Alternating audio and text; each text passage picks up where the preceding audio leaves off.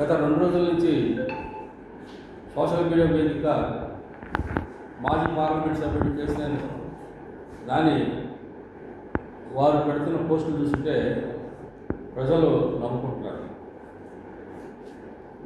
కేసీఆర్ శివనాథ్ చిన్ని గారి మీద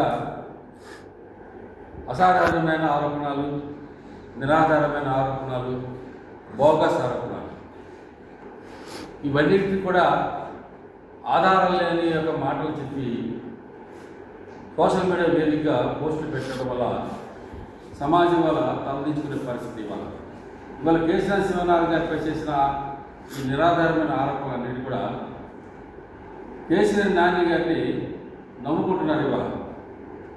ఇవాళ వాస్తవం మాట్లాడితే రాజకీయ విమర్శ అనేది ప్రతి దానికి ఉంటుంది, విమర్శ ఉంటుంది, ప్రతి విమర్శ ఉంటుంది.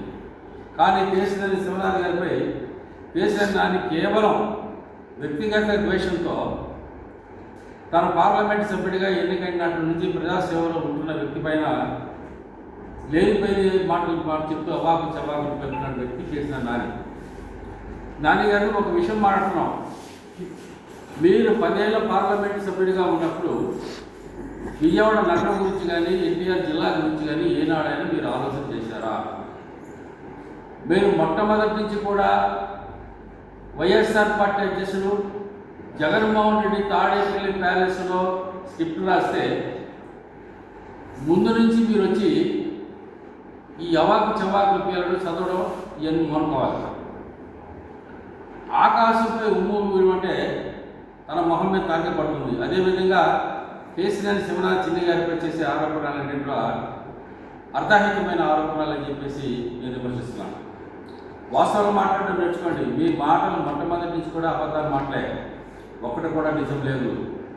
వైఎస్ఆర్ పార్టీ నాయకులతో జగన్మోహన్ రెడ్డి యొక్క ప్యాలెస్లో టైఅయి గత కార్పొరేషన్ ఎన్నికల్లో ఏకపక్షంగా వ్యవహరించి చివరికి అధినాయకుడిని చంద్రబాబు నాయుడు గారినే ఎవరు అన్న దాన్ని విమర్శించి నేనే విజయవాడ డిక్టేటర్ని తీసుకొచ్చి కేవలం వైఎస్ఆర్ పార్టీకి అనుకూలంగా తెలుగుదేశం పార్టీ ఆనాడు కార్పొరేషన్ కైవసం చేసుకోవాల్సిన పరిస్థితులు ఉన్నప్పటికీ దాన్ని చెడగొట్టి వైఎస్ఆర్ పార్టీ నాయకులతో టైఅయి నువ్వు తెలుగుదేశం పార్టీకి ఎన్నుకోడు పొడిచిన వ్యక్తి నువ్వు మన హంభావంతో మాట్లాడుతున్నావు. నేనే రాజునే, నేనే మంత్రి అన్న స్థాయిలో మీరు వ్యవహరిస్తున్నారు. 120 కోట్ల రూపాయలు అది మధ్యతరగతి కుటుంబీకులు కానీ, పేద ప్రజలు కానీ, లేకపోతే ఉన్నతమైన వ్యక్తులు కానీ వాళ్ళందరూ కూడా వాళ్ళ యొక్క పిల్లల కోసమో, పెళ్ళిళ్ళ కోసమో, లేకపోతే చదువుల కోసమో, లేకపోతే ఇతర అవసరాల కోసం బ్యాంకులో దాచుకుంటే మీరు దొంగ పత్రాలు సమర్పించి 120 కోట్ల రూపాయలు బ్యాంకు స్కామ్లు చేసిన వ్యక్తి కదా ముందు దానికి సమాధానం చెప్పమని చెప్పి నేను పత్రికా బంగా కోరుతున్నాను. మరి ఈరోజు ఈ బ్యాంక్ స్కామ్ జరిగిన నాటి నుండి అధికారులు ఎందుకు చోటు చూస్తున్నారు? ఒక సాధారణమైన వ్యక్తి 10,000 రూపాయలు లోన్ తీసుకుంటే 2 నెలలు కానీ వాయిదా చెల్లించకపోతే తన ఇంటి మీదకి వచ్చేసి అక్కడ ఏ వస్తువు ఉంటే ఆ వస్తువు లాక్కిన బ్యాంక్ అధికారులు 120 కోట్ల రూపాయలు ఆయన ఏ విధంగా మీరు స్కామ్ చేశారు అంటే అందులో అధికారుల పాత్ర గణనీయంగా ఉంది. అధికారుల పాత్రతో పాటు మరి కేసీఆర్ చిన్ని గారి యొక్క పాత్ర కూడా దాని మీద విచారణ జరిపించాల్సిన అవసరం రాష్ట్ర ప్రభుత్వం, కేంద్ర ప్రభుత్వం ఉంది. ఈ డబ్బు ఎవరిది? పేద ప్రజల మధ్య ప్రకారానికి సంబంధించిన వాళ్ళ డబ్బు. ఆ డబ్బుతోనే మీరు విలాసవంతమైన జీవితాలు గడుపుతున్న మాట వాస్తవం కాదా? మీరు ఉంటున్న ఇల్లు డబ్బు ఎవరిది? మీరు తిరుగుతున్న కారు డబ్బు ఎవరిది? ఈ ప్రజల సొమ్మే.